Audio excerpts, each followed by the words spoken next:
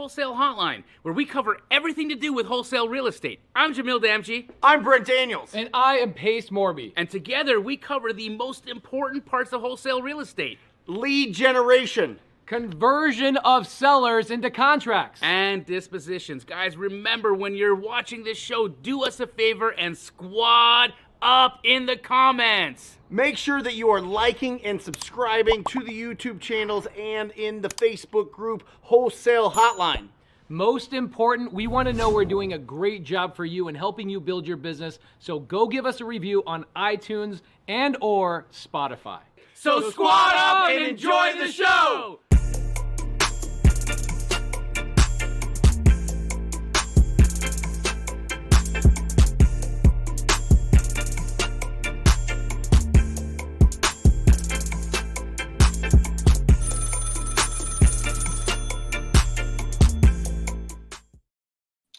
Welcome to Wholesale Hotline number 111. Oh boy. What's up? Come on.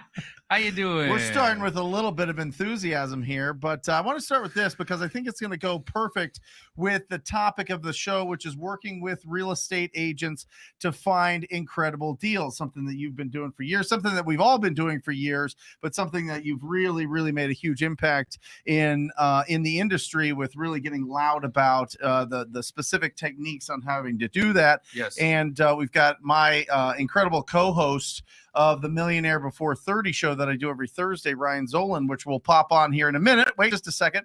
But I want to talk to Pace here for a second because, Pace, you're very familiar with what I'm about to talk about next.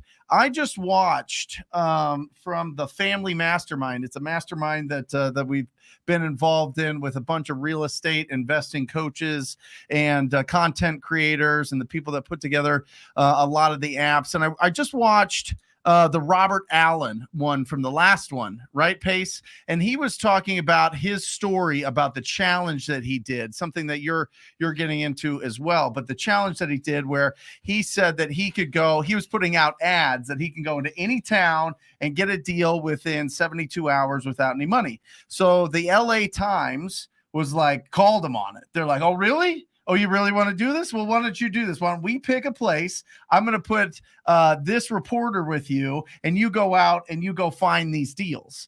Well, to kind of skip to it, he found 7 deals within 72 hours, but I thought it was very, very, very interesting how he was able to do that. Do you remember the story on how he did it, Pace? How he was able I tell that to story get those weekly, deals? and it takes me 20 minutes to tell the story because it's one of my favorite stories. Right.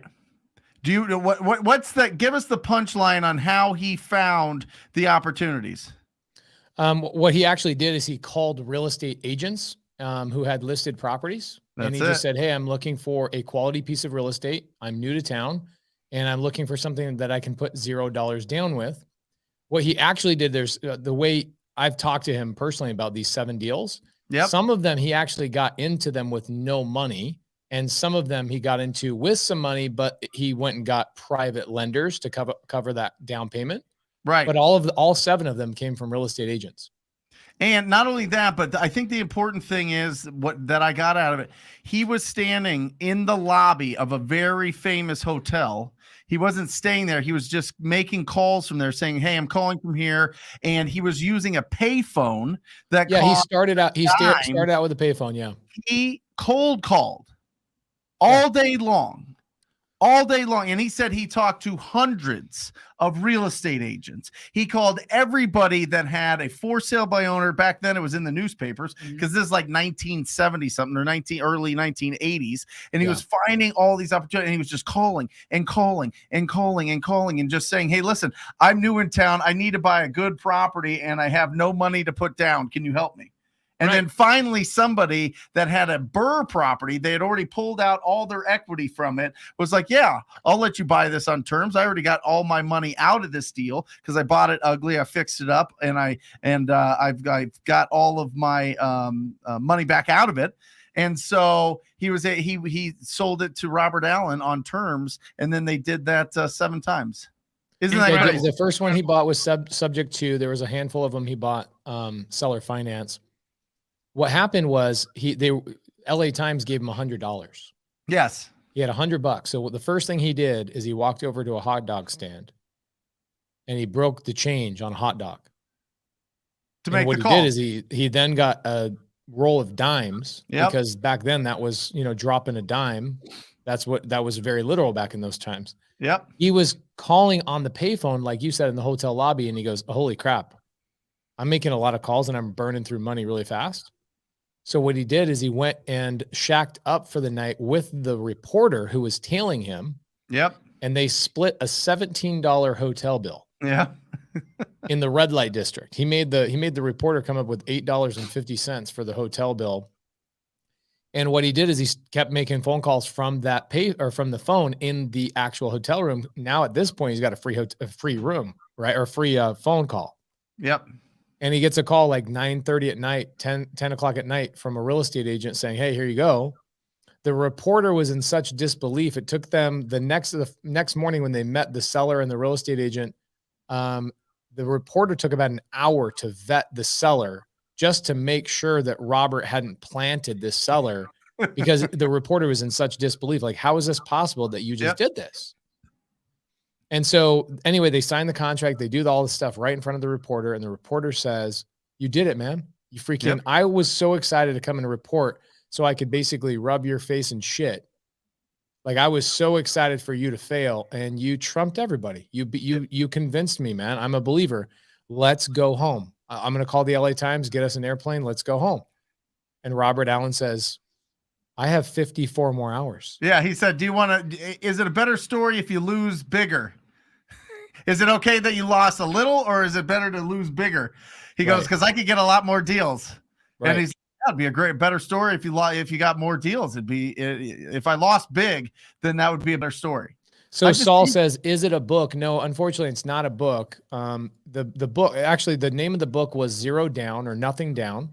Yep. And when he wrote this book, the LA Times challenged him, and they said, this creative finance stuff isn't possible. Nobody can do this. This is such crap.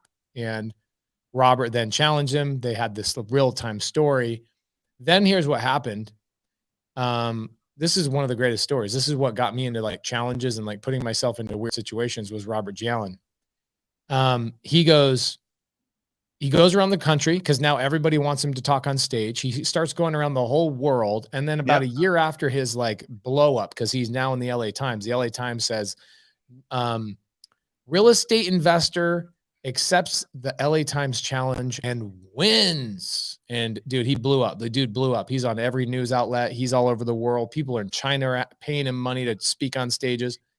About a year after his world tour, people start saying, well, yeah, of course Robert Allen can do this.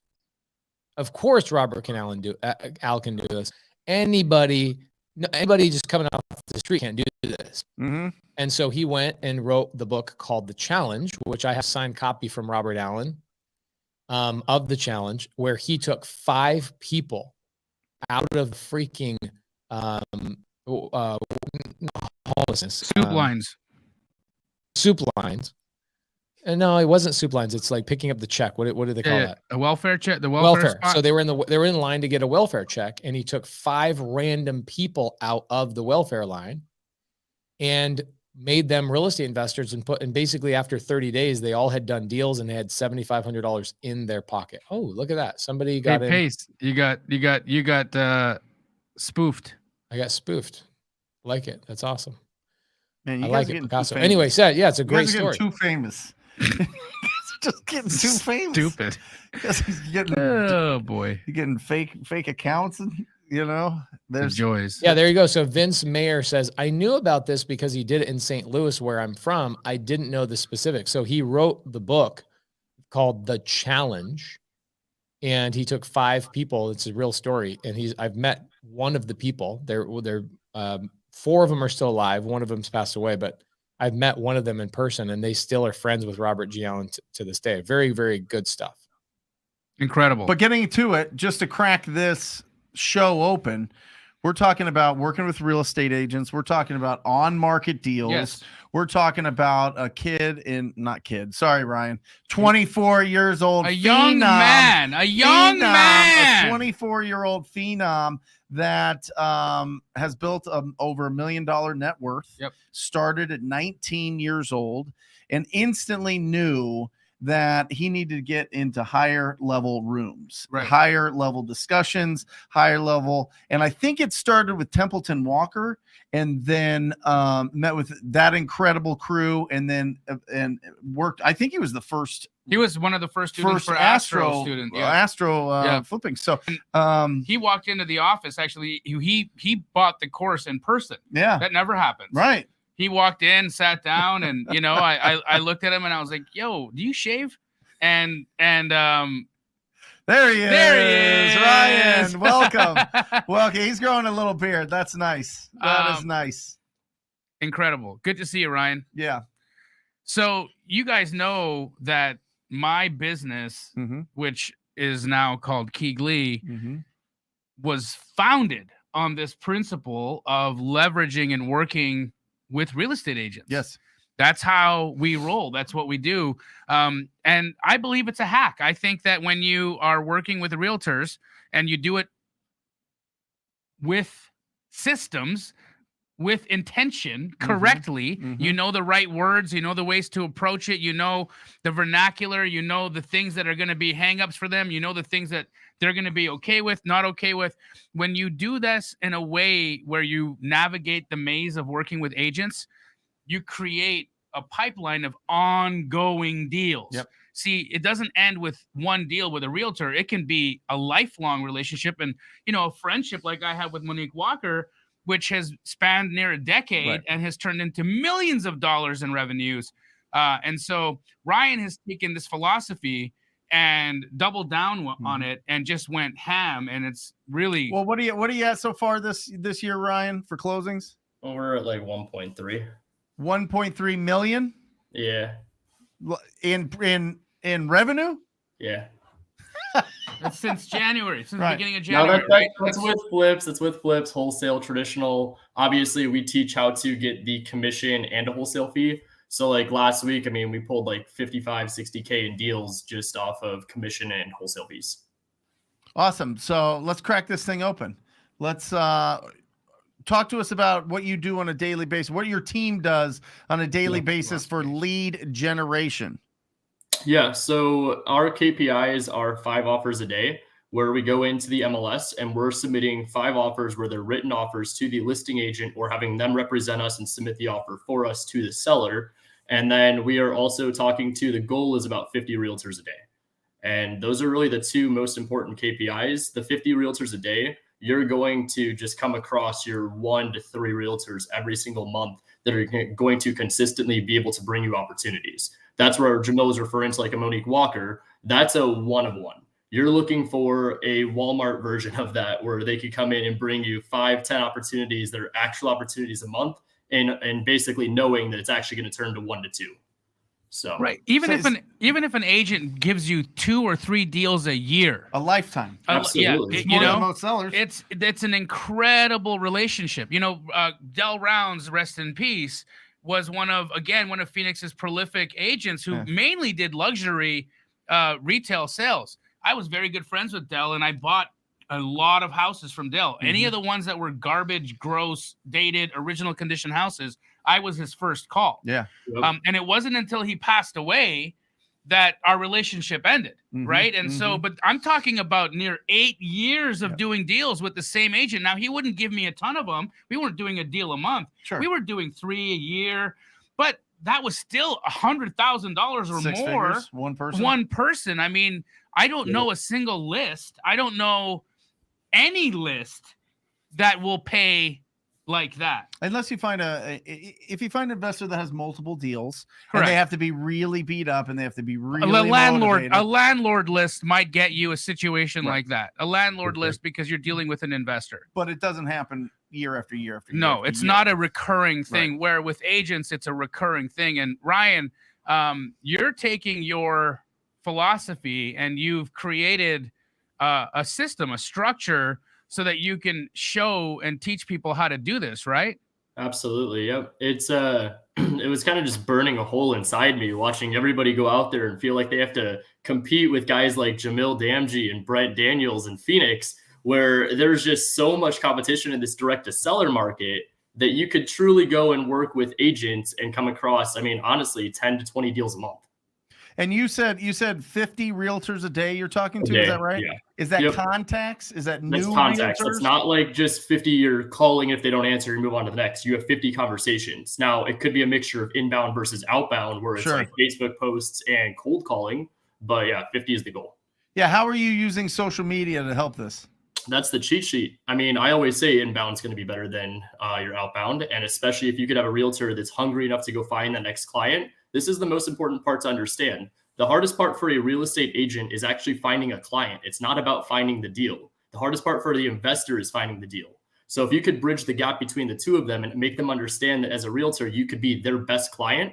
Remember, realtors are used to appraisals, inspection periods where they're going to come in and prepare for this to be a primary home. They're expecting conventional loans where it's going to be a 30-day process, and they hope they don't buy a car in the middle of the 30 days. You're 10 days cash as is, no appraisal.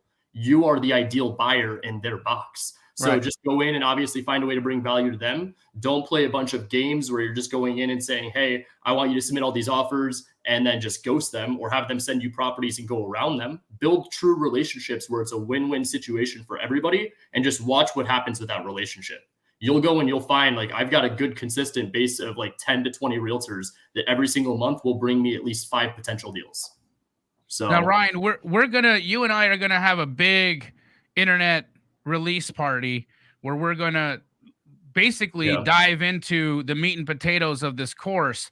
And we're going to do that on a live stream on my YouTube. So if you guys aren't already subscribed to my YouTube, it's going to get posted in the chat here. Just give it a little subscribey and then show up for that, because Ryan's going to basically show us exactly what he's going to be teaching in his program, which I think is going to be incredible. I mean, Ryan, you're a beast, and it's fair to say that you're giving us all a real understanding of how free leads can change your life and make you a millionaire in 3 months. Gosh. Well, you just, I mean, literally though. real quick though, 10 to 20 realtors, you say, will give you consistent business.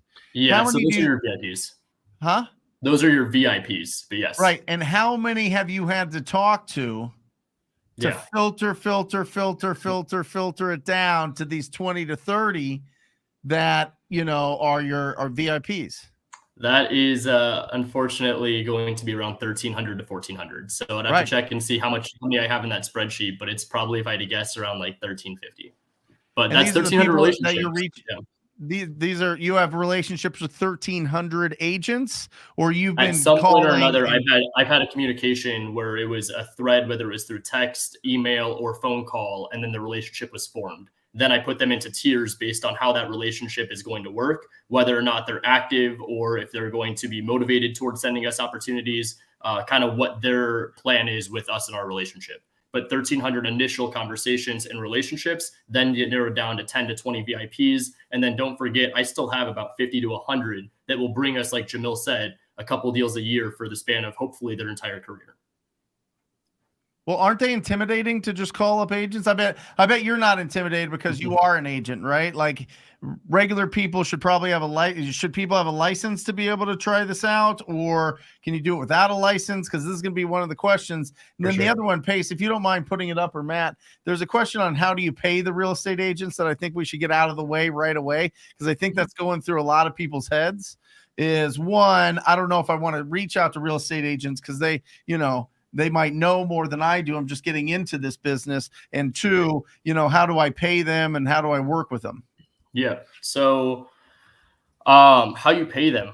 Well, I guess we can start with intimidating. They're not that intimidating. What you got to understand is that when you're calling a homeowner, in my eyes, again, this is just where I could tell you I went direct to seller first and I personally failed. I realized I just didn't have the right systems and processes, sales skills, or the right people in place.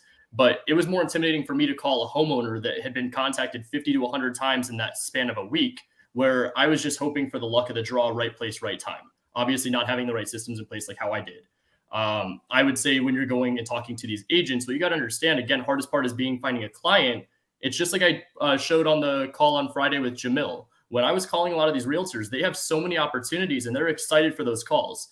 In Indianapolis, I mean, I was on there it was like 30 minutes and we got 2 deals in Indy.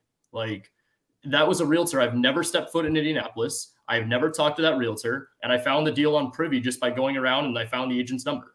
So Don't feel intimidated. Understand that they're supposed to have the answers. And 9 times out of 10, as you as the client, you're not. So don't feel intimidated. Play dumb. You'll see in a lot of calls and lives that I do, I actually kind of come across a little more naive where I'm like, I don't know what I'm doing. Are you even the listing agent? Of course I know they're the listing agent, but I want them to feel like they're the ones that have all the answers for all my problems. So that's the first part. As for how you pay them, there's a few different ways. The first thing I like to ask them is, do you already have an executed listing agreement? If they have the executed listing agreement, they've already discussed commission between the seller and the listing agent. So they know what's a listing agreement.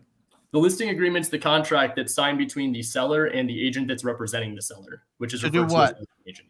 To list the property onto the MLS. This is where you'll see it on Zillow, Redfin, Realtor.com, all those sites. So I have a house. I want to get the most for it. I want to put it on the market. I call up a real estate agent. They come over, they do a presentation, and then they give a paperwork called a listing agreement. You sign that. Now that person represents you to sell that property. Correct. So that would be the listing agreement. If they have that signed, they've already discussed commission being compensated from the seller to them. If there is no listing agreement, and maybe you've set the expectation by training the agents that when they walk into a house that they're like, oh crap, this is not going to be a good listing. You're the first person they call. That's fantastic. At that point, if they don't have the listing contract signed, you could do a finder's fee, or you could JV the deal and split the wholesale fee with them. The most important thing to understand is that you've just got to set the expectations at the front. So when you're talking to the agents, a lot of times I'll tell them we're wholesalers. It actually even happened today at the office. Shout out to Brandon on the team, but he was like, yo, what do I do here? She said she knows who you are. And I was like, awesome. Tell her that this is our process. Every property we go in, we have the intention of buying. So that kind of even leads to the question that's on the screen here from Josh. How do you legally and morally do proof of funds? Agents are going to request that all day long. So what you have to make sure you're doing is having actual backing power, whether it's through squatting up with somebody like in the comments, or you have a private hard money lender that's going to back you, or you're JVing a deal with somebody that is flipping and buying and holding, and they will be like your co-signer. So, Pace, you've got a pretty interesting approach to how people can help each other with lending. I think you've got some animals, you name them after.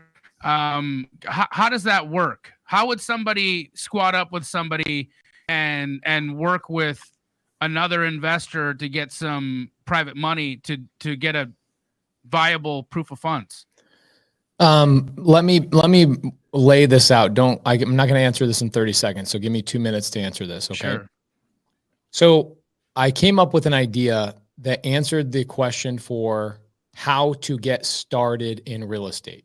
Okay. So many people are like, I don't have a lot of experience. I don't know enough about comping. I don't know enough about this. I don't know enough about contracts. I don't know enough about all the aspects of the business.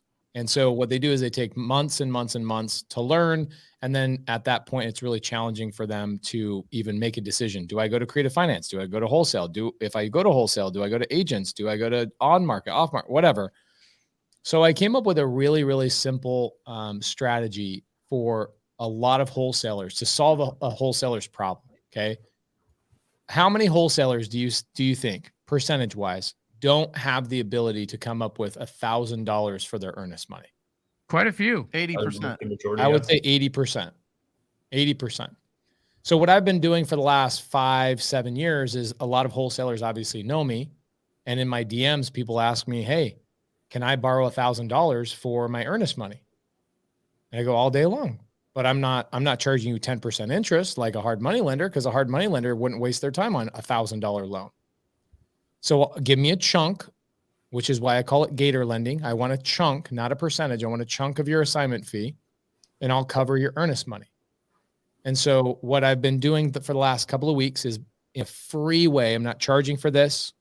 I am literally just teaching people how to do what I am calling gator lending, where you're helping wholesalers cover their earnest money, cover their probate attorney cost, those types of things in a very secured manner, so that when, let's say, a real estate agent comes along and goes, yeah, let's get into a contract. I want a $5,000 or a 1% earnest money. You as the wholesaler have the ability to cover this. So I have about 1,500 people I'm teaching this to free right now. Yesterday, Nina Shoup, she was with me, and she's like, this gator lending thing can't be that easy. I'm like, are you kidding me? There's literally 100,000 wholesalers out there right now that need this service. $1,000, $5,000, $7,000, whatever it is. So she goes, well, how do I post? How do I find people? And I show her where and how, exactly what to post. And within like 15 minutes, she goes, I just got my first client. I'm going to lend $1,000 for a week, and I'm going to make $5,000 on just covering somebody's earnest money. So there are a ton of ways to cover your earnest money as a wholesaler without being dishonest and just hiding what most people do. Here's what I'm seeing. More and more and more title companies and closing attorneys are like, you know what? I'm not playing this game where you open escrow as the wholesaler and you make me lie to your seller that you don't have your earnest money because your seller's calling me and asking me for earnest money receipt. So it's happening more and more. You guys need to have the ability to cover your earnest money. And if you have 5 contracts out, sometimes that could be anywhere between $5,000 to $20,000 in earnest money sitting at title, waiting for your buyer or whoever to come in and replenish that amount of money. So Gator lending is a solution to that. I know, Jamil, I think you have some solutions for the earnest money as well, but Gator lending also provides money for probate and a handful of other services that wholesalers constantly run into. But again, wholesalers, you get a contract from like Ryan Zolan gets an agent. What's an average agent asking for right now on earnest money on a traditional deal? It's going to be 1%. Always 1%. Yeah. Hey, 1%. And what's the average purchase price of your contracts? At least 200,000. Yeah. We're usually around 700. So most of Okay, the time, great. right, So if you're doing 10 deals in a month, guess what? That means you probably have 15 to 30 contracts in escrow right now, which would mean that you have close to $60,000 in earnest money sitting at title. Guys, a lot of people don't talk about this. It's one of the things that kills a lot of wholesalers' contracts. If you don't have your earnest money covered, you will burn your relationships with your agents, okay? Because here's the thing. Hell hath no fury like an agent scorn. I love that. That's great. If you scorn an agent, just jump off a cliff. You ain't getting that relationship back. They're Especially emotional old creatures. school one. Oh my God. The they'll ones who talk call about you for themselves 5 years straight. realtors. The ones who call themselves realtors. Those ones, the ones that wear the pins. The ones that remind you how long they've been in the Bro, business. In fact, they tell you how long they've been in the business before they even tell you their name. Hi, I've been a realtor for 15 years with Keller Williams. $1 million producer. Yeah. $1 million producer. So look, at the end of the day, you've I'm got to in cover your RE/MAX earnest Hall of money or else Fame. you're going to burn these relationships. That's all there is to it. That's very true, Pace. And what I've also seen, guys, is that with real estate agents, if you aren't always swift to write that check, and if you're not sending a proof of funds immediately when they ask, you're going to degrade to 0 when it comes to trust. So you got to send it with the offer. You send it with the offer. So it's not the agent being a jerk when they ask for that. It's what they're required. It's a broker requirement. They And have plus, to. they've been burned a couple of times. Yeah, well, they have to send in a proof of funds because they're not acting as a fiduciary if they haven't verified that you've got the financial capability of closing the deal. It's literally their job. It's literally their job. It's their duty, right? It's their duty. So what are some of the ways that I found to bridge that gap? Well, you can squat up with a Key Glee or another wholesaler that is bigger than you in your market and have them back you financially. So if you ever work with a Key Glee in most of our franchises, we'll be able to provide you a proof of funds and they will back your contract so that morally you're not lying. You're not committing fraud because you're writing a contract that you can't perform on. Right. Guys, it's fraud. If you write a contract and you don't have the financial capabilities or capacities to fulfill on that contract, you are putting yourself in a situation where you open yourself up to criminal and civil liability. So don't do that. Squat up with somebody and make sure that you've got the financial backing to close the deal. There's also private money lenders. I have $1 million in a fund that I personally put in place to back your contracts. So you can always use that. Again, we're going to dive more into that on Friday when we do our thing on YouTube. So if you guys are interested in checking that out and learning more about what this is all going to be, my YouTube channel is going to be in the chat. Hit it up. Guys, we have almost 720 people on right now. We've got 16 responses from you guys across 4 YouTube channels and 2 Facebook groups. Hit that like button. I want to see that thing just creep all the way up. It makes the audience bigger. The bigger the audience, the more you get to squat up, the more that we get to connect with really, really important people that haven't been in our world yet. So make sure you hit that like button. Make sure you hit whatever, the hearts or the whatever, if you're on Facebook or if you're on YouTube, make sure you hit that. Can I do a shameless plug since we were talking about Gator lending just Please. real quick? I don't consider myself a private money lending guru, but I have taken a lot of private money lending classes, and I find out that most of the people I learn from actually are not actively raising capital. If I could go back and learn one skill in real estate first before anything else, it would have been how to raise capital so I could buy more deals. I want to hold properties. I'm at a point in my real estate career that I want to hold at least 20% of what I touch, right? I want to build real wealth, not just, hey, I got a really great paycheck. I want to have forever money. And so I am going to be on Sunday mornings, I'm going to be calling private money lenders, cold calling them. I will be doing this for probably about 6 months because I have a plan this year to raise $25 million for multifamily creative finance deals.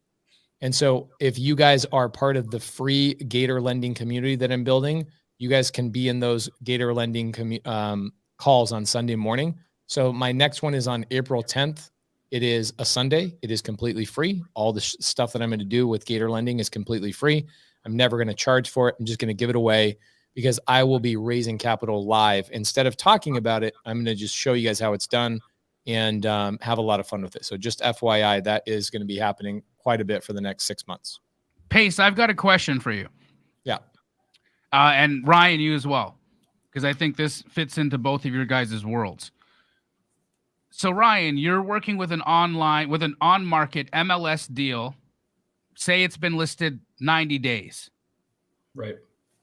How do you parlay that into a creative deal? And Pace, have you been involved in those deals where you're going after a lengthy listing, so something that's been sitting on the market for a long time, and trying to see if a seller is open to terms there? Is there a way to bridge the gap between on-market and creative finance deals? I showed you a DM yesterday from a realtor when you and I were together. I get a lot of on-market deals where realtors, they don't have equity. There's no way it's a wholesale deal. There's no way it's a wholesale deal. And sometimes you get sellers. In fact, if you go on the MLS right now, anywhere in the country, you guys, anybody that's a real estate agent that doesn't know this, you guys need to get educated on this real quick.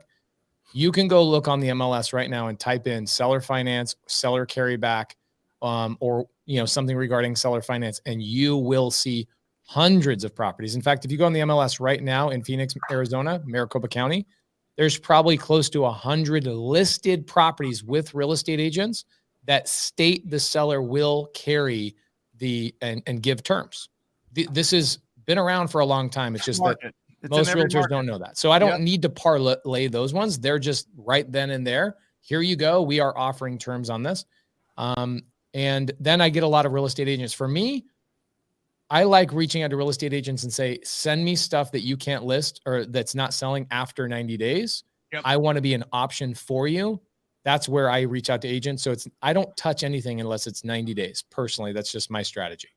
Doesn't mean that there's not deals between day 1 and day 90. It just means the likelihood is like 10x after day 90, halfway through their listing agreement. For sure. Ryan? Yeah, so we don't really mess around too much with it, but I can tell you right now that it is a strategy. Brent and I always talk about it on the show on Thursdays, but it's like focus. For me, it's currently just wholesaling and then fix and flip, and then creating enough capital that we're redeploying into rentals. But I will tell you, there's a lot of opportunities, like Pace said. There is the filter. On top of that, too, it's just going and looking at the properties that are sitting. It's just setting the proper expectations. And a lot of times you have to make sure you're being extremely patient with the agents, because the only way that they're familiar with is going to be commission. Just like when you start seeing assignment fees come into picture, they start freaking out and they're like, that's illegal. You can't do that. This has to be disclosed. It's because they don't know and they're only going off what they were taught. So a lot of times you have to be extremely patient and walk them to the finish line and make sure they understand we will get you paid. And the only other downfall is that if you aren't able to pay them a full commission, in their head, they're going to be like, well, why would I do a smaller finder's fee of 2,500 rather than 7,500 to 10,000 in commission, when they can't see the bigger picture that if it's not selling, you're not making 7,500 to 10,000, you're leaving the potential 2,500, move on to the next on the table. I've found that if you say the word referral fee to a realtor, it actually triggers their vomit response. Yeah. Well, and why is that? Because it's basically asking an agent to eat a shit sandwich. Yeah.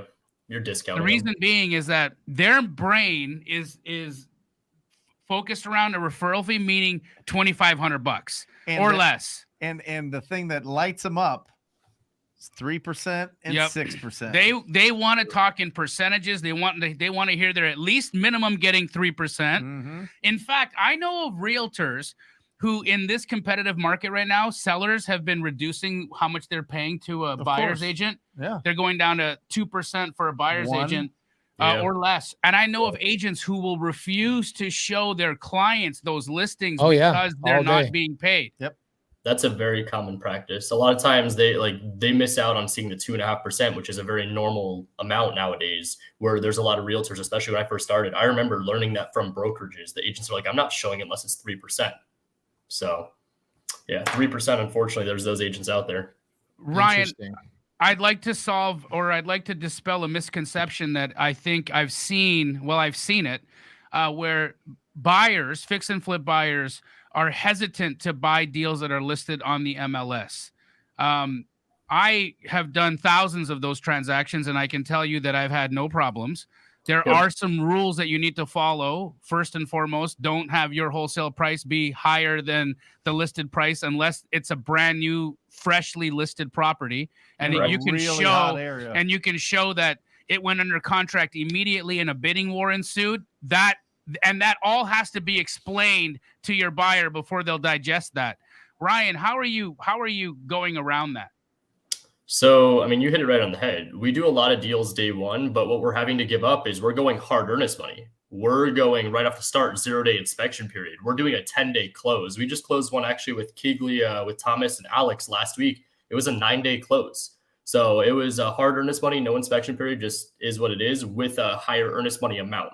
So there's that. The alternative is going after properties that aren't selling. In this market, that's kind of where my specialty is that if it's not selling, I always say it's one of two things. It's either a seller that is the problem or the agent. And 9 times out of 10, it was usually just expectations not being set properly, whether it's the price or condition that's going to factor as to why it didn't sell. But then we just go in as like the superhero. They love us. We're the solution. Rather than coming in having problems, we say, well, we could do X, Y, or Z.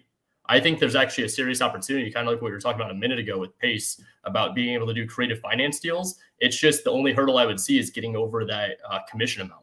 But I think there's a tremendous amount of opportunity. Well, it increases your entry fee in every deal because your commission to the agent will have to be out of pocket.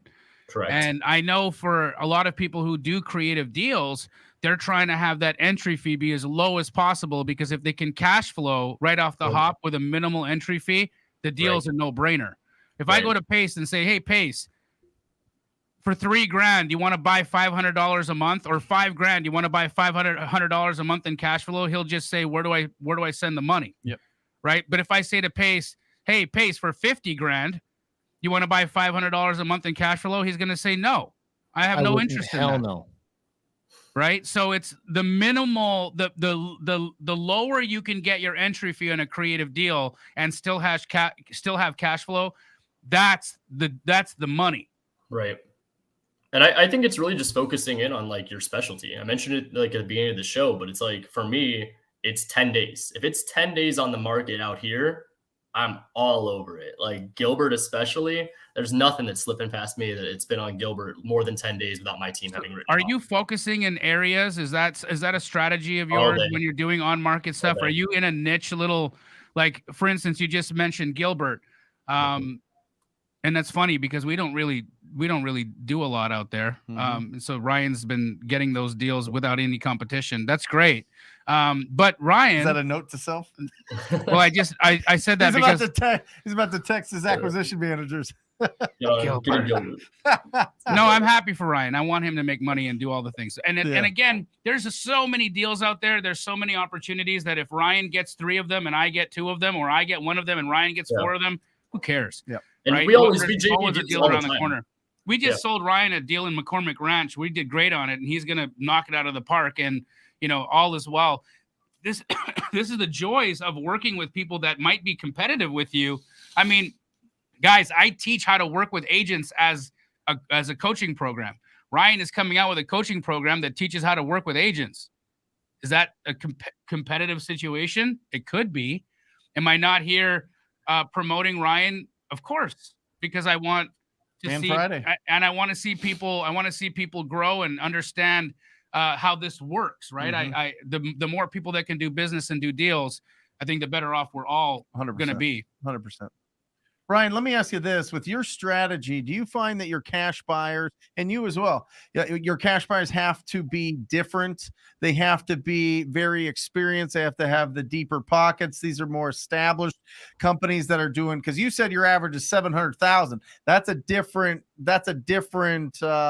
realm than most, ma and pop and people just getting into it or just starting or willing to take down. Are you seeing that you have to go to the 5, 10, 15, 20 buyers that you have that have all of their tracks greased when it comes to their subcontractors and their insurance and turning on utilities and all of these different things and picking out supplies and design and all that?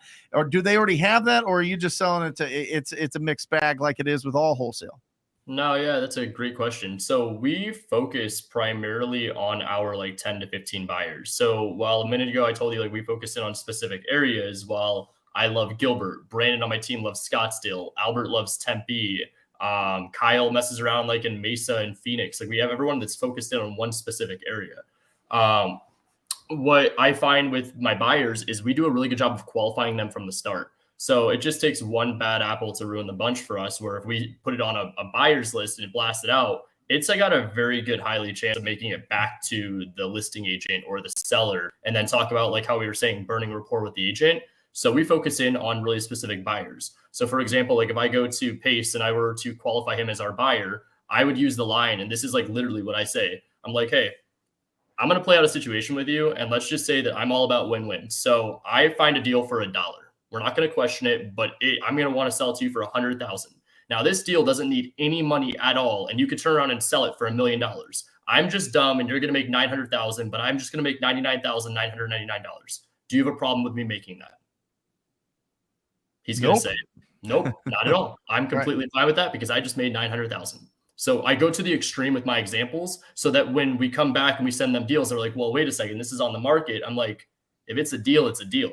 So if the numbers make sense, I don't understand what the point is. We were competing against multiple people to get the deal. It's exclusively available through us. And I'm sorry, but I have the intention of purchasing this. I know where I have it as a deal, and with the commission, it makes sense for me. I'm just exploring all options. And if you don't want to buy it, that's okay. I'm not going to wholesale it to you. So, what's interesting is Same with you. We actually are a little bit softer on our approach with the non-refundable and going full, just fully committing right out the gate. We will still have an inspection period and still do the thing, and agents expect it. And so I haven't really run into a lot of issues there. That approach that Ryan talks about, I have that approach more with working with wholesalers. Yeah. Because wholesalers tend to want to just know if they're going to get paid. If they just want to know, is this deal done so I can just go buy my Ferrari, And so there's that whole thing you deal with when you're working with wholesalers, is that they really just want to get it done. And it's a little bit of a different vibe than with agents. But Ryan, that's an interesting approach because you're coming in so strong with non-refundable EMD, waiving inspection right off the hop. Yeah. So let me ask you a question, because here comes a dilemma, right? You put a deal under contract, you waived your inspection, you've got how much up for EMD? $5K. $5K EMD. You can't sell the deal. Yep. Everybody who's gone to see the deal said, Ryan, this house is got a ghost in it. Yep. Or something crazy, right? The foundation. There's a ghoul living in the basement. Yep. You follow my drift, right? There's a foundation crack. There's a deal breaker in the house. Yep. Are you closing? So it would just depend. We'd have to walk it with our contractor. What we do is when we set up appointments for our buyers to walk through it, we have someone on the team walking it or one of our contractors walking through it with Albert. And if it makes sense for us to purchase it as a flip, yes. Other than that, this is where the expensive learning lesson has come in. And with due time, it's what led me down the road of focusing on specific areas and specific buyers' needs. I have lost earnest money. It happens. It's part of the business. It is unfortunately where I have to get very real and authentic and tell you guys it does happen. So that's where you've got to be more strategic. You have to obviously not just be willing to throw up $5,000 on an area of a market you've never done a deal in. Make sure you're getting some feedback. So like I'll put feelers out there when I'm squatting up with people. Like for example, we talked about Templeton at the beginning. I would go to Temp and I'm like, hey man, this deal is sent to me by an agent or it's on market. I'm in the middle of negotiating. I had to have that trust initially with Templeton that he wasn't going to go around me. You have to find that person in the industry. And even if it's someone that's doing deals and that's the only person you could think of, find a way to bring them value. And then they will start to walk through the deal with you. They'll tell you where they need it at. And then you reverse engineer that, whether it's on market or if the agent brought it to you off market. So yeah, do you feel that you understand values better because of the offers that you've made and seeing what the response is from your cash buyers, or just from comping properties, just to comp properties? Both. Yeah. So you have to figure out the buyer's like specific needs. When you can tell the difference between someone that has been doing this for a while, like you were saying, that has the crews, that has their process, they have the same looks and styles to their flips, versus a wholesaler, because a wholesaler will say, send me everything. I want to see anything, everything you've got. A specific buyer is going to say, send me properties under $1 million.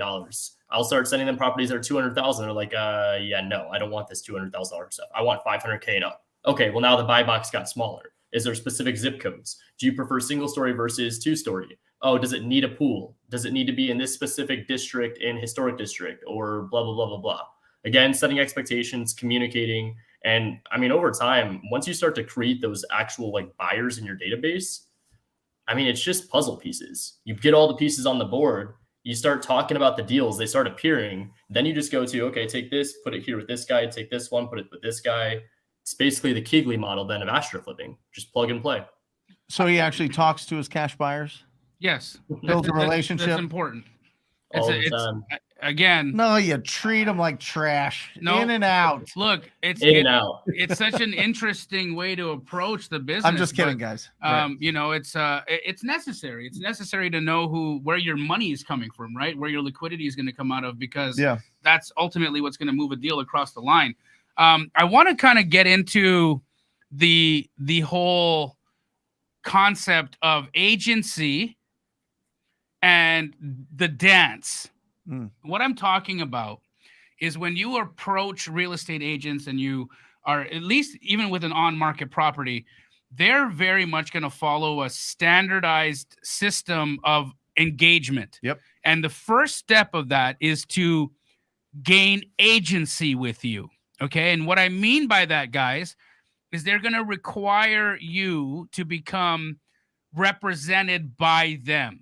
Now, there's one of two ways you can be represented by them. You can either be represented by them deal specifically, or what an agent will try to do is they will try to have you being represented by them for a 6-month period of time, because normally people who are house shopping will go out and look over 6 months. So an agent will try to get you into an agency relationship with them, either for a specific period of time, or if you're smart, you'll have them be completely dedicated to that property. Agency is only for this one property, right? Now, it's a very hard conversation to have with agents, because in their minds, you're being disloyal if you buy somewhere else. In their minds, they don't understand this process of a numbers game. In their mind, they don't get it that, listen, as soon as we hang up, I'm talking to 49 more of you. They don't get that, right? They don't understand our hustle. They don't understand the heart of what we're trying to accomplish. Right. Ryan, Yep. speak to how you approach the dance. Yep. Dude, I mean, that is another like beautiful topic. So you hit it right on the head, where agents have this expectation of, I can only get paid in commission. There is another common belief here that when consumers hear the word commission, their first initial reaction is to think more. So that's what initially started the reduction of commission and what made agents so dependent on, oh my gosh, I need to make sure I'm representing them in the transaction. It's because this is the only industry where you're going to come in and you're going to completely tear someone down, tell them what their worth is, and it's not too insulting. So there's like this, like, again, beef going on. So when I go into this conversation with the agents, I just tell them like, hey, I want you to understand, I had an agent that I was working with. They were phenomenal. They actually decided to go into blah, blah, blah, blah, blah, other industry. They decided to move to Vermont, whatever your story decides to be. With that said, I'm working with multiple agents. I need to disclose that up front because I don't want you to feel that I'm being disloyal to you. Again, we're setting expectations. But I'm going to go in and I'm going to tell them, I want to just play out a situation, kind of like the same story I did with my buyers. But I just have a question for you. So if, let's say Sally Smith is a realtor over at Keller Williams and she brings me a deal, do you think that you should be compensated on that deal?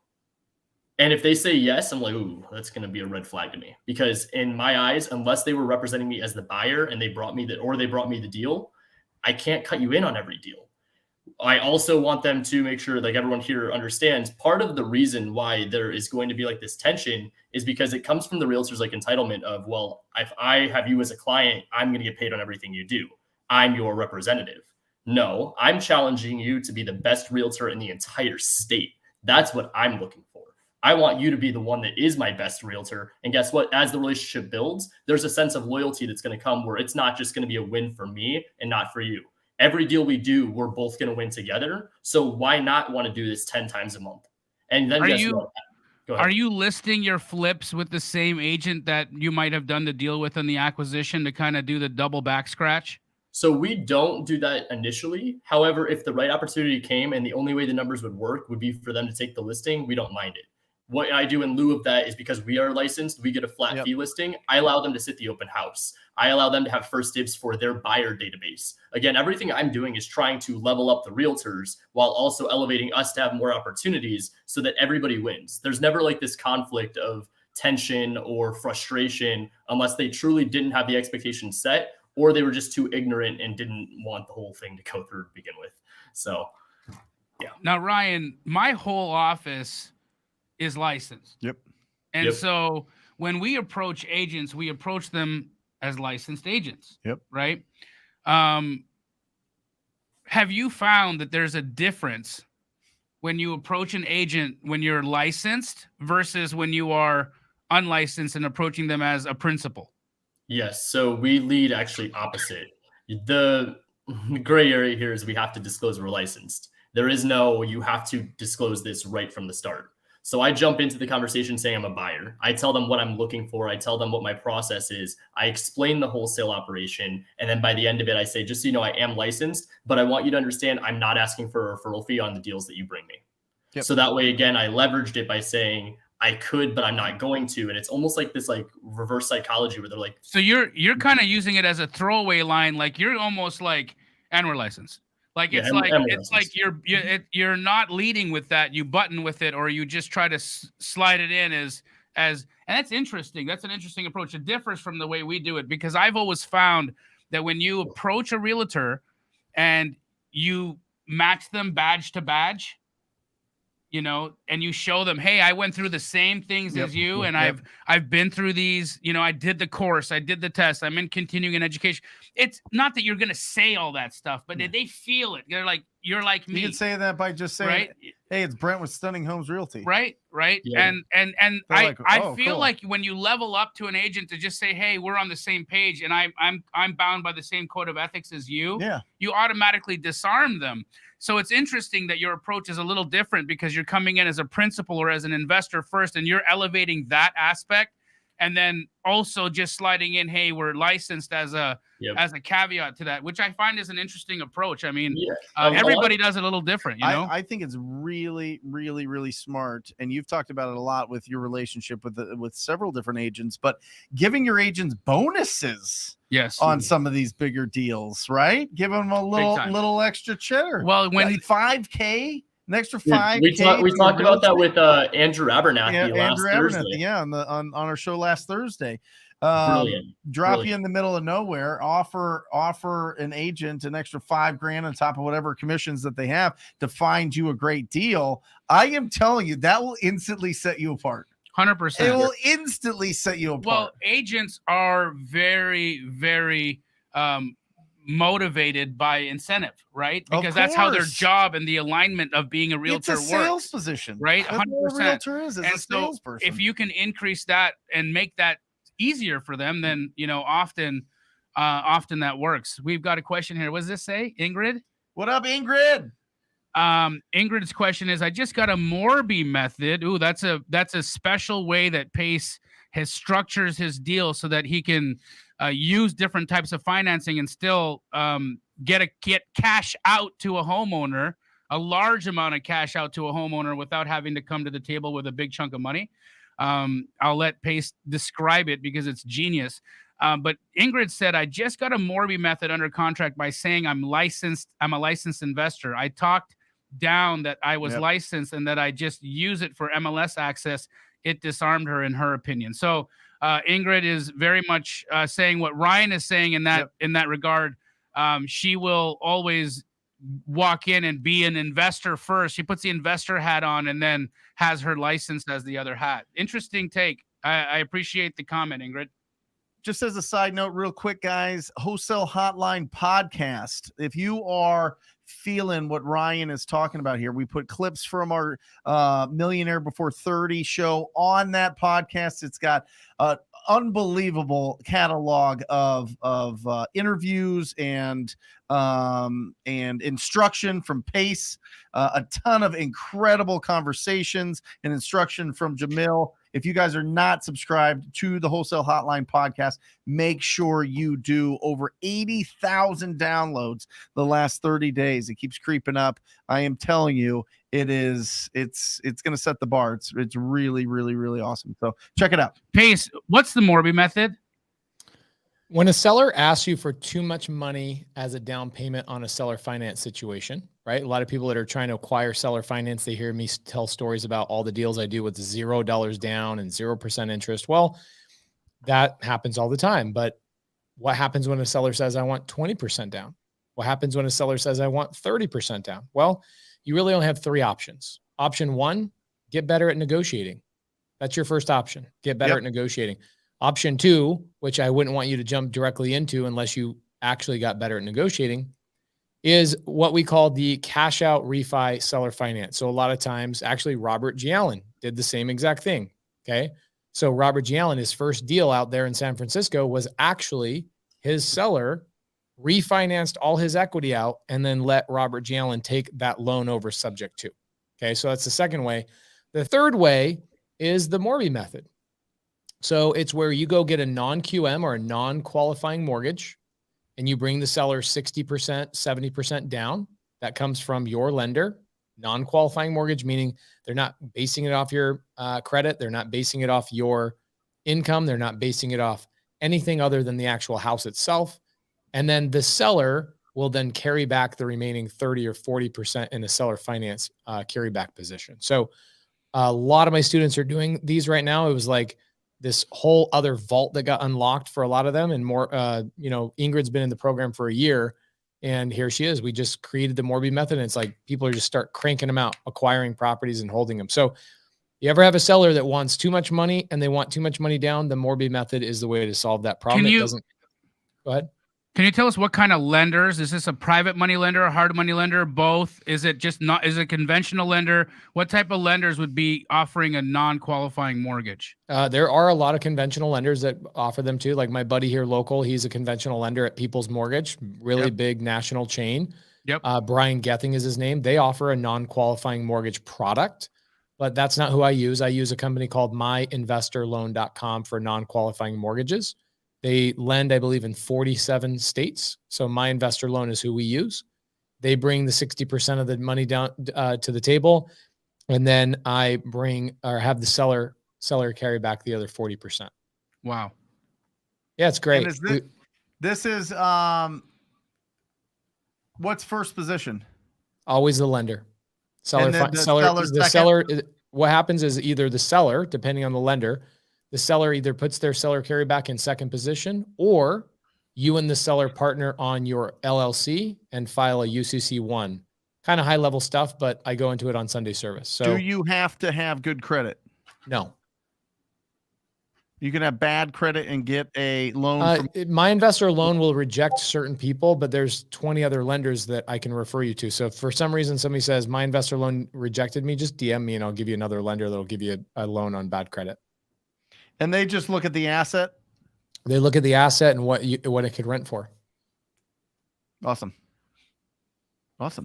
Yeah, pretty cool Look at all stuff. this Yeah, I mean, There's it's questions in here. Yeah, Seth asks, if the auction date is set, is there still time to make a deal? I mean, What do you think, Ryan? Yeah, absolutely. What's the fastest you close a deal? the fastest I've closed a deal. Yeah. I mean, title took a little bit. Like they took 48 hours Yep. to come with a rush title report. Yep. But as soon as I had that rush title report, I was able to close a deal in 48 hours. Mine's the fastest is 5 days, and that's you can only close real fast if there's no liens. Right. You got to get the loan Right. payoff, the lien Right. payoff. So Right. anybody, if you're talking to a seller that's like, give me my money, Yeah. give it to, I want it in 24 hours Right. and it's yours. I would love to. The answer is this: I would love to, and I will. But we need to make sure it goes through the title company and make sure that they have enough time to do their job. As soon as their job is done, that money is wired in and done. Does that sound fair? Yeah, that sounds fair. Okay, great. Right. Guys, we have near 800 people across platforms. We love you guys. And this not- is incredible. Not Oh enough my likes. Not gosh. enough likes. Not So enough I don't likes. understand what's happening Not here. enough likes, but so Um, many people. I love it. But if you guys, and I think we might have a few new people because Pace, yeah, the last couple of days, yeah, he kicked the crap out of the 10X stage yeah. and gained thousands, Come on, dog. thousands of new people in his vortex. And I think that we might have some people from 10X joining us today on Wholesale Hotline. Well, welcome. Bro, they welcome. came here for you. What are you talking about? You made the people behind the boards at 10X, the people who are like running the event, you made them react in a way that they weren't ready for you, bro. When Pace finished, they set off fireworks. It went with smoke, and it was insane. Love it. It was insane. Welcome if you guys are new here. We appreciate you guys. We appreciate you joining us and being a part of this. We've got Ryan Zolan from the Zolan Group on tonight. He is talking to us about deals that he's doing with real estate agents, deals that he's finding on the market, dispelling all kinds of myths that deals can't be done on market. He's not only wholesaling those deals, he's double dipping. He's getting paid by assignment and commission. In addition to that, he's also fixing and flipping the properties that he's finding. And to date, since the beginning of the year, has done $1 million or more in revenue on the market with zero ads, with zero spend. This is $5 million goal for the year, and this is Ryan. 5 million. Come on, man. I mean, 24 years old. When you set yourself 24. Barely just turned it. Come on. When you set yourself up around a great it. structure, great people, great That's it. partners, he's got great people working with him, and you figure out the processes and the ways to do this business at the highest level possible, then a stinking MLS listing isn't going to hold you back from getting a Do you check. mind if I put on our Millionaire Before 30 blueprint? Can we put that, Matt?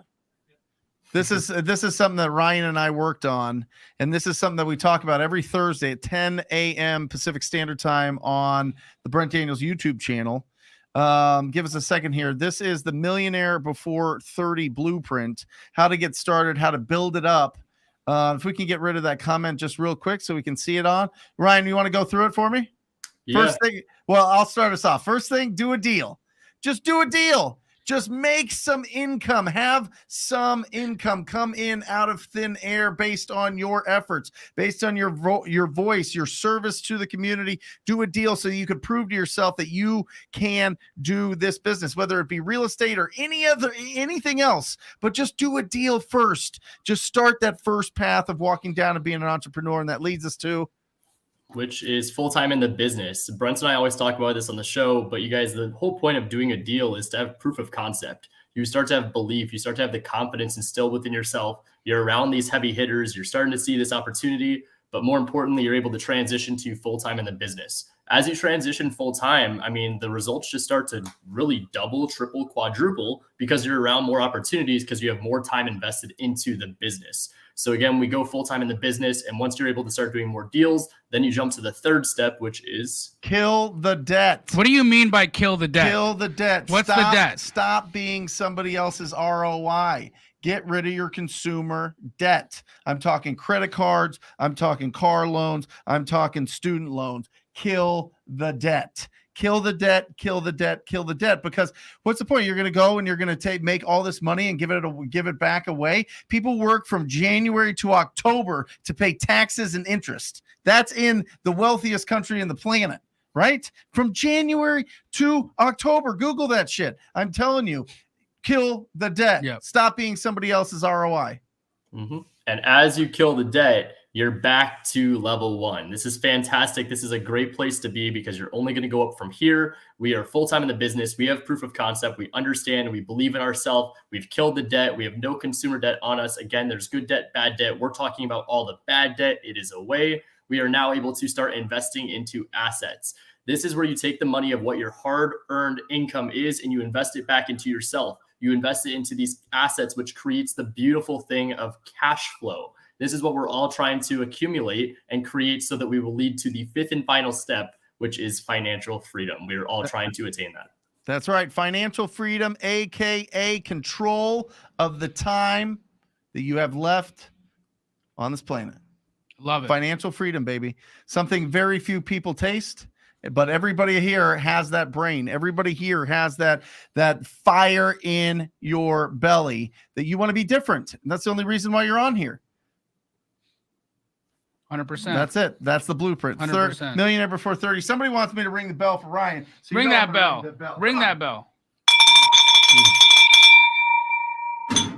Woo! Ryan, talk a little bit about what assets you are holding and why you choose those assets, how you've been sort of deciding between whether or not to hold something or sell it, wholesale it. Sure. Speak to that if you would. Yeah, so I've only got a few properties. They're all actually in Gilbert, and they're basically just in my backyard. It's where I'm comfortable. It's where I knew the appreciation was going to happen. Good cash flow and assets, and then I've got a little bit of ownership down in one in Tucson. That one we picked up. I was able to make a little bit of a wholesale fee, assigning it to myself, and then a couple of their partners. Wait. You made a wholesale fee assigning to yourself? What's that? Yeah, so we got it under contract. I assigned it to myself and then had business partners that went in on it. It was $50,000. I don't remember, but we all went in, we bought it together.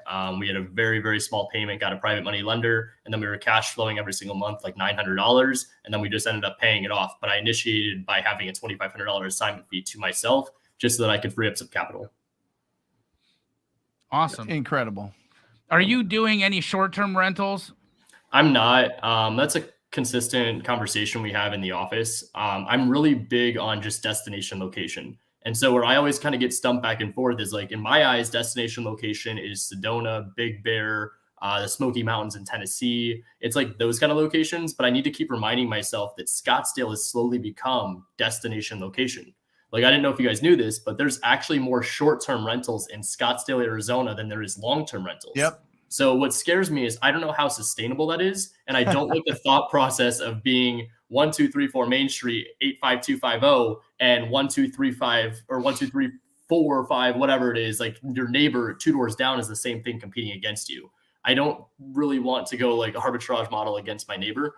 So If I could find the right opportunity in Sedona, I'll absolutely jump on it, but I'm not currently invested into them. Ryan, real quick, just because, I think there's probably a curiosity behind this, but how did you get started in real estate? Like, can we make him bigger, put him as the big one? How did you get into this and when did you start? Yeah. So I started at 18, fresh out of high school. I put on a better show of my brain skills now than I could when I was 18. When I was 18 coming out, I always joke, and I made the comment a few times with you, Brent, on the show, but like, I knew the Pythagorean theorem. That's what I had as a life skill set. Like when I came into real estate, there was nothing. I was 18 years old. A squared plus B squared equals C squared. You got it, my man. That's how you comp a property, right? That's all it is. And that's like how you know the maximum allowable offer is you use the Pythagorean blah, blah, blah theorem. Yeah, that's how you pre-qualify a seller too, Pace. That's it. I love it. That's how you get them under terms. I love it. Honestly, that's it. That's how you generate the best discounted properties. That's it. But as for how I got started, I didn't have college in the cards. So I didn't really see the point of college. It's not that I don't agree with it. I just don't agree with their principles and what they're about. I think they teach you to be the employee rather than a business owner. And aside from that, I fell ass backwards into real estate because I ended up somehow, some way as a senior in high school at a Robert Kiyosaki Rich Dad Poor Dad event where I slept the entire weekend, but I had my head down. And I just remember hearing them say, I'm using none of my own money, no credit, and you don't need a college degree.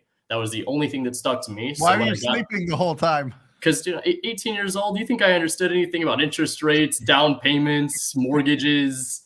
Nothing at all. So no, I just took a chance on real estate. I figured if it didn't work out, I'd be 18, 19 years old. What's the worst case scenario? But yeah, I just went and got licensed, and then I kind of did it backwards. I started as an agent for 3 years, and then that's when I got introduced to the legendary Jamil Damji. Woo! And then from there, I mean, it's just been what a tremendous ride we've been on, and I'm proud of you, man. I'm really proud of everything that you've been doing, and in addition to that, there's something to be said about getting loud. Yep. Right. Ryan could have continued to make a tremendous living and been quiet. And I'd say over the last 12 months, we've really seen you come out of your shell, really get loud on social media. You do a podcast with Brent Daniels. And I mean, anytime you do a podcast with Brent Daniels, big stuff's going to happen. Right. It's like the arms, right? It's like, well, he's a powerful guy to be around. And even if no one watched your podcast, which I know isn't true, many do, just being around a guy like Brent as well changes how you think. And I know that when I got around Brent Daniels, I started making more money. It was just a natural thing. Even though I own one of the largest wholesale operations in the country, I get around Brent Daniels, and just so happens a few months later, I'm making more money. And it's just a product of how I'm thinking and the steps I'm taking, right? It's a real thing. Talk about that, Ryan, because I think there's people here that have seen you lately, you know, and they've watched you on either IG or you're TikTok. Here. Great your TikTok is blowing up. I was scanning some of your reels on my way into the hotline today, and I was very impressed. I was impressed by how high quality they are and how pertinent they are. So well done. But talk about that. Why did you get loud? What's the purpose here? Aside from buying a Lamborghini and living in a mansion. Oh man. So I mean, everyone's heard the saying. Did you buy a Lamborghini? No, he didn't. No, I'm making that up. Holy moly! I was gonna have to. I was this close on a Ferrari. I was this close, but I didn't do it. Oh my gosh! Delayed gratification. Buy a Prius, dog. Buy a Prius. I didn't do it. It's okay. And he's gone. And he's gone. He just shows up. Like, he just shows up to say, buy a Prius. It's like, no, it's funny. 35 miles per gallon. I mean, especially nowadays, right? But yeah, talk about getting loud because it's changed you and changed your business in a very, very good, positive way. I think it's really exploded things for you. So how does one do that and feel, and not feel self-conscious? Because I know for me, the first thing that I was very self-conscious when I first started turning the camera on. Also, I had a very bad beard. And so it was hard for me. I understand. Yes. And you got rid of it. Well, it wasn't constructive criticism. Somebody said to me, that man's double chin is growing its own beard. Wow. Dude, it's okay. Imagine like me, I'm a twig next to Brent every Thursday. Like it's just, I get it. What I was saying is like, you got to remember like the whole thing everyone's heard is your network is your net worth, right? I mean, it's cheesy, but it's actually very real. I'm beyond blessed, and I don't know how the world kind of worked itself out like this, but as all my like career's gone on, all the dominoes kind of fell the way they were supposed to. Like going from having a mentor to having 20 agents at 19 years old that worked for me to splitting apart from a 6-figure a year job because a guy named Templeton Walker was telling me I wasn't doing it well enough. I mean, at 19 years old, a lot of people would have had an ego, which I did have. And that was him saying, you were the big fish in the small pond. You ain't shit. How would it feel to be in the ocean surrounded by the sharks and we'll kill anything that gets in your way? And I'm like, ooh, okay, like that'll make you run through a brick wall. And so then as I started getting around Templeton, it was Steve Trang, it was Jamil Damji, now it's Brent Daniels. Being in a market, even just like with a guy like Pace, like all of you guys are such big name guys that it elevated me. It challenged me to be the best version of myself. But then as to leading into being loud, I mean, dude, honestly, I think it was. I mean, you're being loud isn't just turning on social media. I mean, you're hosting a monthly meetup, Yep. right? And that I think I don't want to just sweep that under the rug, because I think, you know, Pace and I got to speak at one of your meetups, and I don't know, 300 people showed up to that thing. It was insane. Yep. How has that affected your business? And are you getting deals like that? Does networking and meeting people and talking actually work? Yeah, so there's a guy in the industry, you may know him. It's TTP. Like I don't know. Talking What's to that? people. What's that? Talk to people. Take to Pace. Take to Pace all the deals. Yep. Take to Pace all the seller finance and sub 2 deals. Take to Pace. Yes. I heard that it meant that from a girl once upon a time. Take to Pace. But yes, talk to people. Yeah, so just being around people in the industry, there's the 80-20 rule. I mean, you guys might have heard it, but it's the 80% of people do 20% of the business. 20% of the people do 80%. Well, guess what? 20% that do 80% of the business are in those rooms at the meetups. If they're taking a random Tuesday night to go to a taco shop in Tempe, Arizona to meet a guy like Brent and myself, they're going to obviously be very interested in learning something, whether it's just finding how they can bring us value in deals, whether they're a realtor trying to elevate their game, they are a private money investor trying to squat up and do deals with people that have deals. The opportunities are just so much more amplified when you're in those rooms. And I mean, obviously it helps when you've got the connections of being in a market like this, being able to pull like you and Pace and Brent. Steve is speaking in June, like all these big guys that everyone looks up to. And then just to bring you guys around and be like, look, they're normal. Like they're alive. They have blood just like us, and they smile and they don't, well, they bite a little bit. Actually, you know, I've heard Steve Trang fart before. Really? There you so go. that's how normal I know him to be. Yep. No, Love Steve. love Steve. What's up, love man? Steve. You can't fart around me, I guess. Oh boy. But yeah, no, man. You guys have honestly elevated me to a level that I didn't even imagine myself being able to get to. So I appreciate you guys. Well, listen, you don't get what you want, you get what you attract. It's the absolute fact. I mean, Jamil, you talk about it all the time. You talk about the vibrations that you put out there. I mean, it's real. The look in your eyes, the stars in your eyes, the questions that you ask, the people that you connect with, the communication that you have, love, bringing a ton of love to any and all rooms, whether people are negative or not. But filtering out all those people that just don't elevate you and don't want to be your cheerleader and don't want to support you, you know, you start finding your squad. You start finding your own personal board of directors, and then everybody grows from there. And that's what makes this business so incredible. And that's what makes your guys' mission, the Pace and Jamil do, or Jamil and Pace do America. When you guys are just going out, basically just saying, hey, listen, share the love. It'll always connect. Be Pace and Jamil do Okay. America. Okay. It's always Pace and Jamil do America. And you know what? We're going to continue to do America. In fact, on the week of April 4th. Oh my gosh, we're going to freaking New York, New Jersey, all of the Northeast. Oh. Yeah, boy. We're going to meet our publicist. We're going to meet A&E, the heads of the network. Nice. As well as the executives there, as well as eat good food. Oh, yeah. And we're going to do one heck of a meetup. We're going to do a pop-up. We're going to have as many people as we can get out there legally and safely in somewhere either in Jersey, New York, or Philly. So if you know of a location that we can, if you know of a location that we can hold our pop-up at, send Pace a text message, and his phone number is, no, I'm kidding. Send us a DM, either him or me. Send us a DM because we definitely will need a location when we are in New York. New York. Boom. What else are we doing while we're in New York? What is there going to be like something we're doing there? Well, there's a restaurant in Central Park called the Boathouse. Come on, bro. You know what I'm talking about. We're gonna go there. You're going to be on Bloomberg.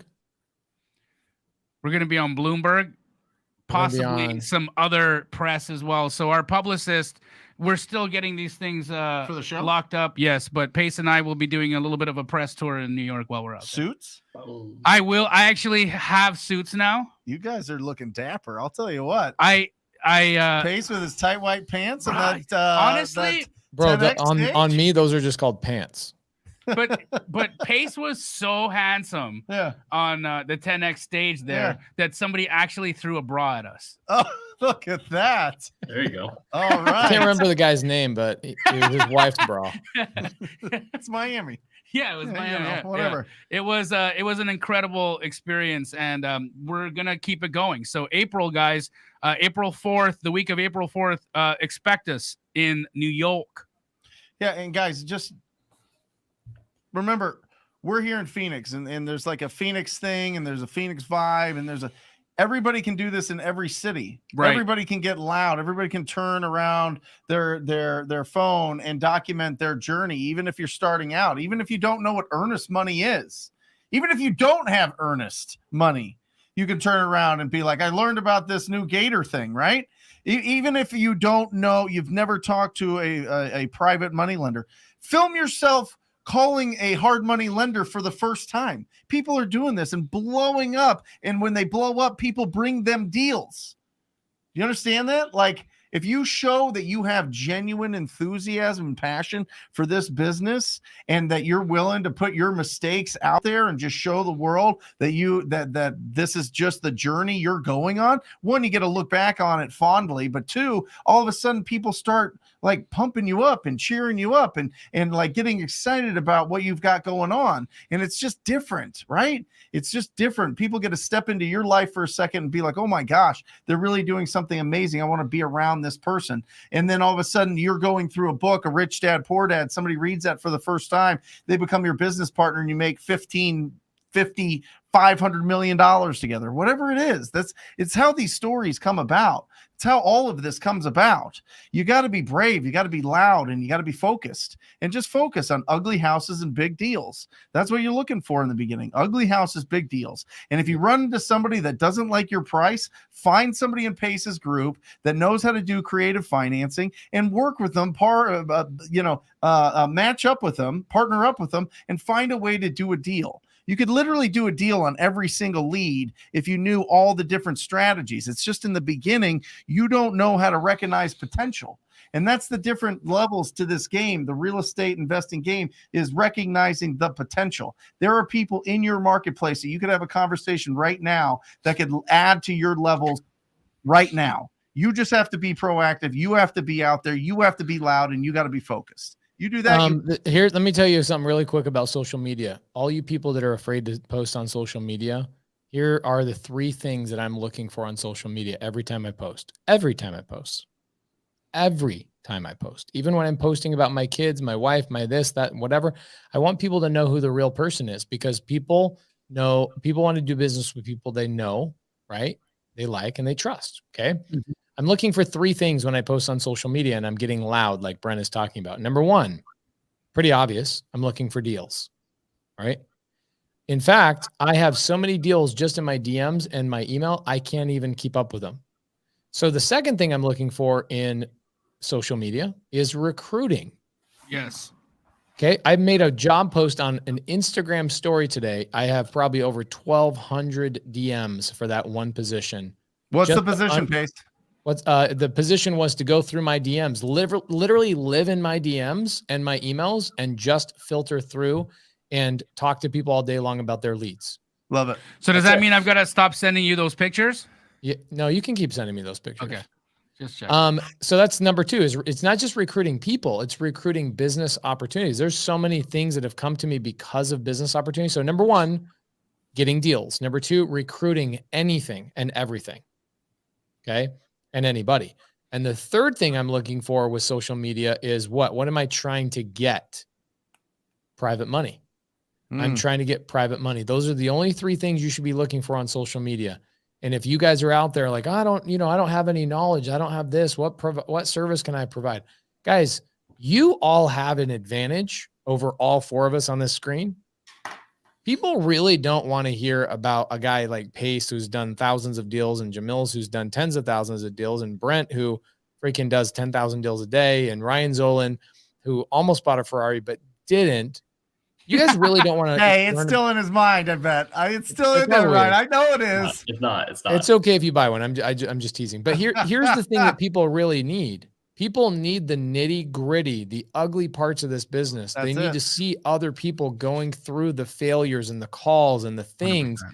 And you will get so much traction by not trying to be the perfect person and the perfect sales pitch and closing every deal. In fact, Munif, as you guys all know, who got second place in the Closers Olympics this year, Munif asked me, he said, Pace, what's your best advice for me right now? I go, start a Twitch stream right now and let people watch you make mistakes all day long in your business and call it the takeaway. And he's like, why would I call it the takeaway? And I said, because you want to give them one thing to take away every single day by watching you work. He didn't have to be the guy had a pipeline full of deals. And guess what? He tried to get into wholesale for 2 years. He mortgaged his house. He got a line of equity against his house to go and pay for a bunch of not great mentorships.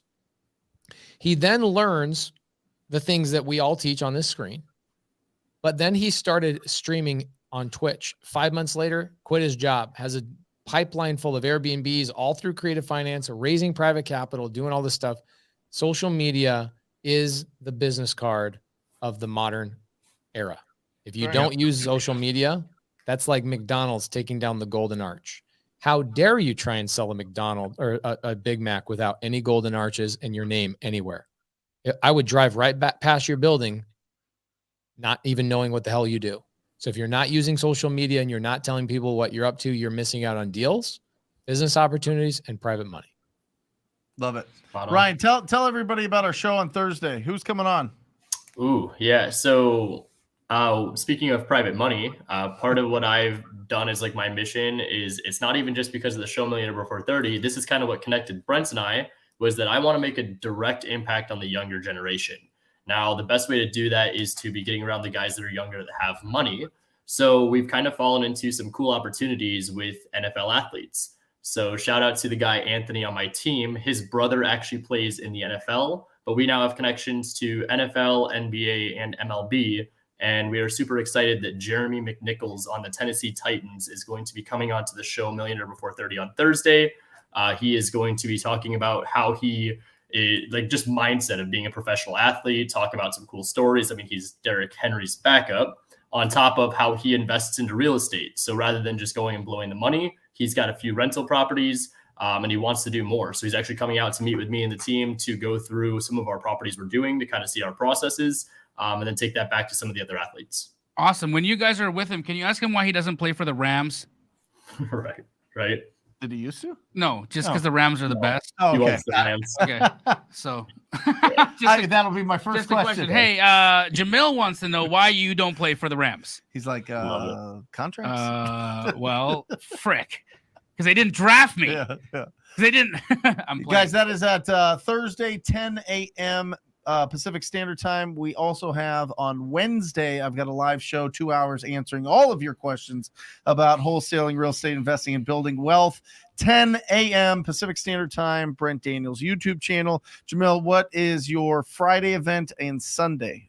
Sunday, I will be doing Straight Outta Compton. Of course. And you guys can catch me there. And then Ryan and I are putting up, we're doing a live on my YouTube in a couple of weeks. We're really going to promote it. Okay. Yeah, we're going to promote it because I want as many folks to be there as possible. We're going to just do a deep dive into this whole MLS, the whole on-market MLS approach to deals. There were questions here that I think we'd love to answer. One of them being, do you only do assignments or do you double close on market deals? Questions like that will be answered on that live stream. So make sure you tune in. And if you're not subscribed to my YouTube channel, do that. I noticed I've got some new people on today's live. So I appreciate you guys tuning in and continue to do so because we are here every Monday at the same time, 5 p.m. Arizona time on Wholesale Hotline, baby. What up, Pace? When are you doing your stuff? Same time, as always. You guys are the best. You're the best. New Jersey and New York. Melissa says, Pace, I'm in New Jersey. I can't miss this. Guys, please don't miss this, because what's so funny is Jamil and I are coming out, and somebody like maybe 15 minutes ago goes, when are you guys coming to Atlanta? What? We just had a 350 person meetup that cost us $7,000. Right. Like 2 weeks ago. Literally, we rented out the whole entire bowling alley, spent $7,000 to have 350 people come out, and you show up 2 weeks later and go, when are you guys coming to Atlanta? Do not miss out on New Jersey and New York, guys. We're going to do it big. We have really, really struggled to get out there because of weather or COVID or whatever reason. So please, only thing I care about you caring about is Jamil and I going out to Jersey and New York and doing it big, hanging out. Jamil, do they have to be sub 2 or Astro or TTP students to hang out with us in New York? Hell and no. New Jersey? In fact, we want everybody from the community to come out. But here's the deal, guys. If you are on the East Coast and you're and you might need to travel an hour or 2 hours, do it. Do it. Here's why. Because we've been trying to get out to New York for 2 years. 2 years, yep. And it's just happening right now. So it's not happening again for a while. Our lives are getting busier. Things are getting crazier. Please don't wait, because you never know. Never know. Get out there, guys. Awesome. Wholesale Hotline. Ryan crushed it. Thank you so much, brother. I'll see you Thursday. Love you guys all. Hope to see you Wednesday. That's it. We are out of here. Holla, baby. Woo! Later, guys.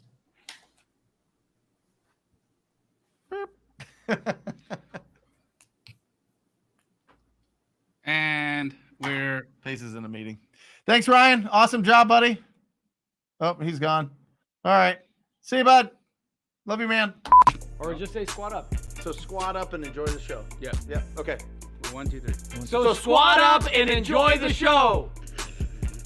What are you doing? I didn't say nothing. Why? I don't know. Okay. So squat up and enjoy the show. Cool. I think we should use the one where Jamil doesn't say anything.